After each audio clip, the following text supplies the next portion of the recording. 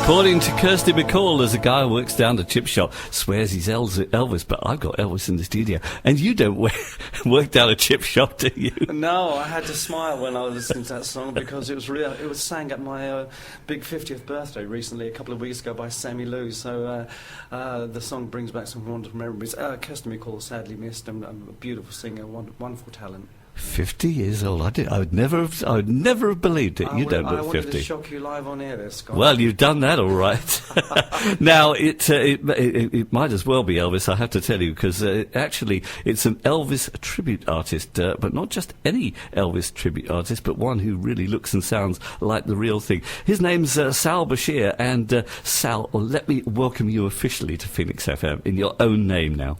Thank you very, very much there, Scott. I really appreciate you inviting me into your studio for this interview. Not at all. It's our pleasure. Now, I was going to call you an Elvis impersonator, but you've already wrapped my knuckles over that, so please tell me the reasons for preferring the term tribute artist. Well, I bring my own personality and own charisma onto the stage, and the impersonators try to speak and talk like Elvis, whether the song requires it or not. In between songs, they walk and talk like him on stage, and the mannerisms and a lot of the script from the movies and the stage shows, all brought into an act to make it as authentic as possible.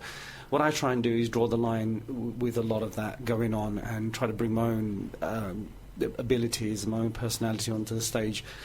I don't actually look like Elvis, Scott, so I'm not quite sure if you've got your glasses on. Well, I think you do. I think you do. On all the photographs that you've got, you do look like Elvis, but I've no doubt they sort of make you up for looking like that. Well, there's a little bit of stage makeup going on, and as you get a bit older, as you know, Scott, you've got to wear a bit more makeup there. But, I'm not wearing any at the moment. Well, Elvis, in some of his films, he looked very Indian-like, and of course, his heritage was from the American Indian. Yes, of course. His mother was, from the Indian background, from the American Indian background. Yes. So Elvis tanned very, very quickly, and some of his films like Stay Away Joe and Flaming Star, well, he's probably darker than I am. Well, I think it's probably the sun as well down in that sort of area. Yeah, they got a lot of sun over there. They do, unlike here, yeah. Now, look, I've got to ask you, what on earth got you launched into a career like this? After all, it's got to be somewhat precarious. Well, it is, but I've always loved rock and roll music ever since I was a child growing up in Canning Town. The first memories I had was of this type of music being played on a jukebox across the road to where we lived. And I just enjoyed it. I enjoyed the beat. It made me feel happy, good, and whilst my parents were listening to Hindi and Punjabi music, I was more concerned what was going across the road in the pub with a jukebox playing all these wonderful songs by Elvis and the Beatles and Roy Orbison, Gene Vincent. So that was my first memories of it. I've never looked back since. I've always enjoyed the music. I have to say I can identify with that, with all the different music. Our people, my parents always listened to all of this classical stuff. I couldn't it was a bit too heavy for me. So what other professional career did you give up in order to pursue your show business dream? Well, I had a lot of jobs, and I enjoyed them all, except one where I used to work for a courier company, which was really hectic. I used to work in management for over 26 years. And who? It was for a company called Southwest Trains in Blackfriars at their head office. I was a customer relations manager, and then thereafter I was a procurements and contracts officer. So I gave up that career to pursue being a rock and roll singer full time. I've been doing it all together. A lot more fun. It is a lot more fun. I'm not a pipes and slippers person. 50 to me is the new 30. Wait till you get to my age. What, 21? Now, tell me, how did you actually get started? Was it just luck? It was just luck, there, Scott. I was. I've been singing since I was 14, and I've always wanted to get on stage and do a few songs. So I went down to a local pub in Stratford called the Two Puddings, which is sadly no longer there. And I had a karaoke night going on, and I'd learned the song by Roy Orbison, Pretty Woman. So I went on stage and I got some quite funny looks, like, hello, what have we got going on here then, Yes. boys? And I sang Pretty Woman, and everybody stopped and looked around, and it just didn't compute with them, and it brought the house down. So I went back a few times, and then a couple of people who were running a small karaoke cabaret business approached me and asked me if I would work for them, doing this semi-professionally as a bit of a laugh, and I did that for about 4 or 5 years until I bought the business, and I've been running it myself ever since. So I own my own business now, and I've never looked back. So that was 1997, that was. And that was at the Two Puddings? Yes, the Two Puddings. So you got your just desserts. Boom, Sorry. Boom. Sorry. Straight out of a Christmas cracker. Or was it a jamboree bag? I wish I hadn't said that. Save the punchline to later, Scott.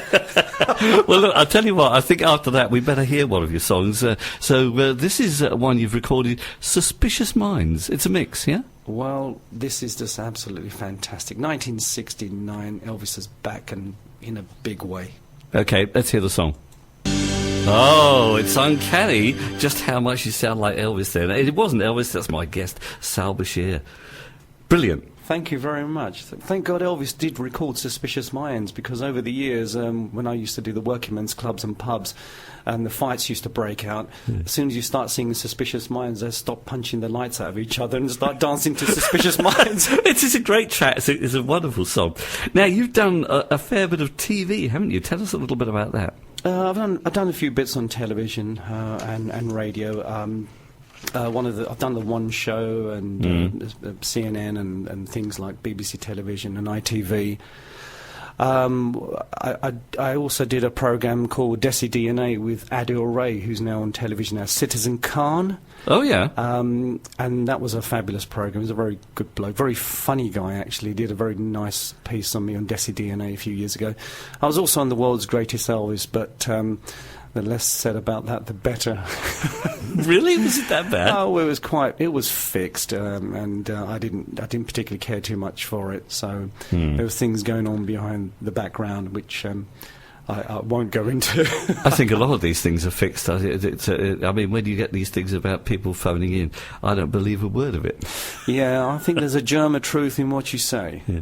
Now, anyway, moving on from there, you've got some acting work in a movie coming up. What's all this about?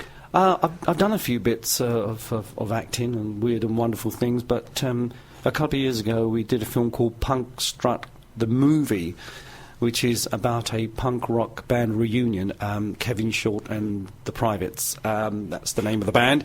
They had a very an unusual name. Yes, a name to conjure with there. A very punk name, and they had a member called Richard Gibson, who played Hair Flick in Allo Allo. He was one of the members of the band. Really? So, yes, I never knew he did anything like that. He was very punk, Richard Gibson. And with Kevin Short, they formed this band. So anyway, apparently it's been exchanging for lots of money over the internet, because the single was a one-hit wonder back in 77 or 78. So they decided to make a movie or a reunion. They recruited the likes of Sylvester McCoy, who was obviously Doctor Who, Phil Cool, the impressionist from the 80s. They've got Jim Carter from Downton Abbey. Oh, yeah. He's in the film as well. And, of course, myself. I actually gate crash this punk rock reunion as the Pakistani Elvis. I'm not going to go into what the whole thing's all about, but it's a very punk film. It's the good, the bad, and the ugly, with me as the ugly, I expect. And it should be out next year. No, don't believe a word of it. It should be out next year, hopefully. And I had a lot of fun doing that film. It was great. It won an award in America as a best independent film from Britain, and it's a Brit flick, so it's good for the British film industry, and hopefully it'll do quite well.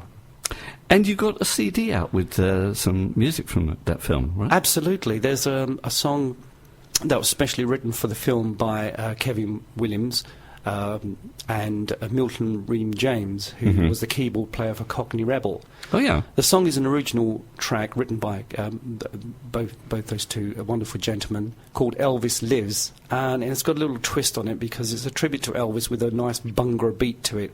It's very unusual, very catchy, and as soon as I heard the song, I just said I have to record this because I really clicked with the track. And it just tells the story of a young man who grew up with Elvis and suddenly Elvis passed away, and what kind of profound impact it had on the individual who wrote the song. It's called Elvis Lives. Well, all being well, we got it for you now. Love it. Thank you very much. Absolutely love it. And now I don't. Is it okay for me to say what you're hoping to do with that song? Well, yes. Why not indeed? Fingers crossed. Who knows? You never know. You're hoping to put it forward for Eurovision?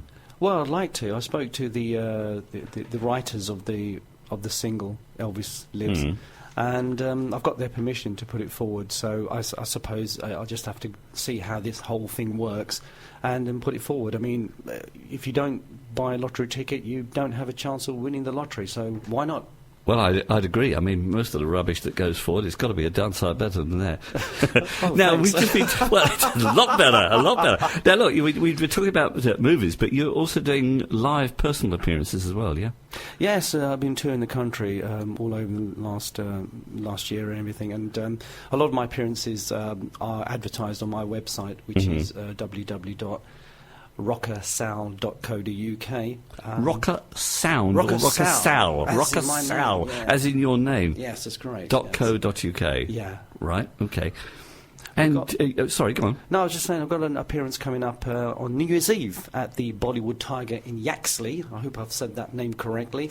Sure you have. Which is near Peterborough, and again, that show is advertised on my website as well. And what about something a bit closer to home? Oh, yes, we have got something very important coming up. We've got a charity show at the De Rogemont Manor, which is in Brentwood on Friday, lucky 13th. 13th of March. 13th of March? Oh, it's a little way off, yeah. It is, and it's for a very worthy cause.